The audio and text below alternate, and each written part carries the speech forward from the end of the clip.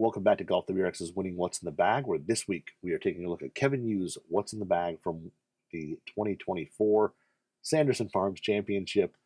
With this bag, I apologize in advance. We probably don't have a ton of photos. Unfortunately, we haven't shot Kevin's bag in a couple of years, so that old one is really not current, and he's got a lot of new clubs in the bag. So you're going to see a lot of stock images, or unfortunately no image of all of the club we're talking about.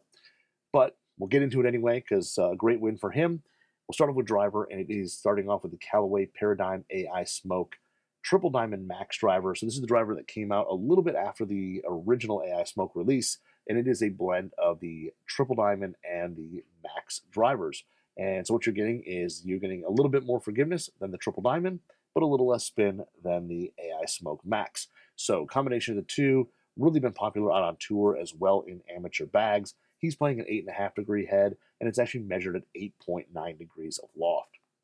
The hosel setting on his, it's actually set to DS, which means draw stated loft. So it is a little more upright, but playing at the stated loft. So again, playing at 8.9 degrees, but it's playing a little more upright at 57 degrees on the lie angle.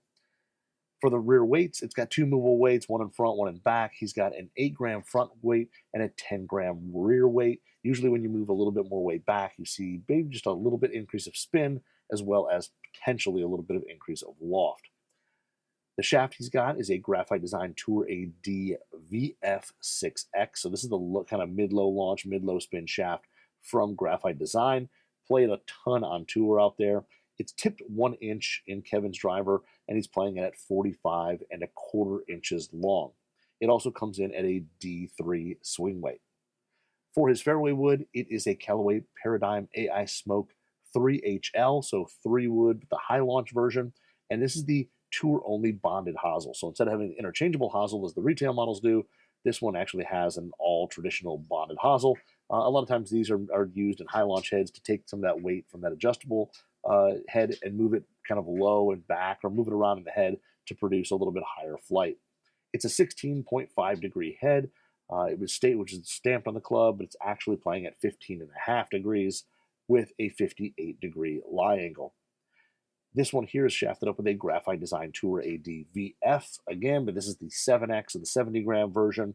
It's tipped 1.5 inches into the 3 wood, playing at 43 inches long. And this comes in, again, as matching driver, a D3 swing weight. For his irons, we move into those, and it's a little bit of a combo set. The first iron there is a 3-iron, but it's a utility iron. So this is actually the Srixon ZX Mark II utility, the brand new one, the one that's out currently right now. It is the 3-iron head, which comes in at 20 degrees. Not sure if Kevin has that adjusted anyway in terms of loft and lie. And it is shafted up with a True Temper Dynamic Gold Tour Issue X100.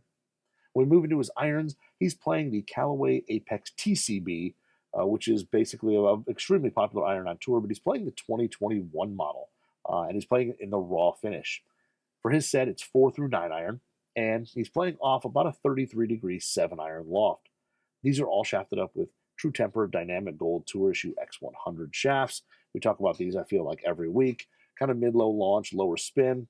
Very popular, been around on tour for absolutely ever. We move to his wedges, and they're a little bit different. He's got a kind of different setup. The first one is the Callaway Jaws Raw 4610S. So this replaces the pitching wedge, 46 degrees, but it's actually bent to 45.5 to match the gapping that he needs for his set. Into his gap wedge, and he's actually playing the brand new Callaway Opus 5212 S grind, so 52 degrees aloft. It's actually bent to 51 again for his gapping. So 12 degrees of bounce goes actually to 11 degrees of bounce, and it is the S grind, so kind of the full sole with a little bit of trailing edge relief. With the sand wedge, he's playing the Callaway Jaws Raw again. It does look like he's playing kind of a prototype version, one of those like pre-Opus ones, just from the graphics on the back, but it's a 5610 S grind. Again, he's playing the S grind through basically everything. It's bent to 55.5 degrees of loft, and all these wedges are shafted up with True Temper Dynamic Gold Tour Issue X100 shafts. And for the lob wedge, he's actually using something a little bit different. He's actually using a Titleist Vokey WedgeWorks 60 K grind. This is a low bounce K, and basically the K grind was the really wide sole, a lot of bounce, the great bunker club that Vokey made.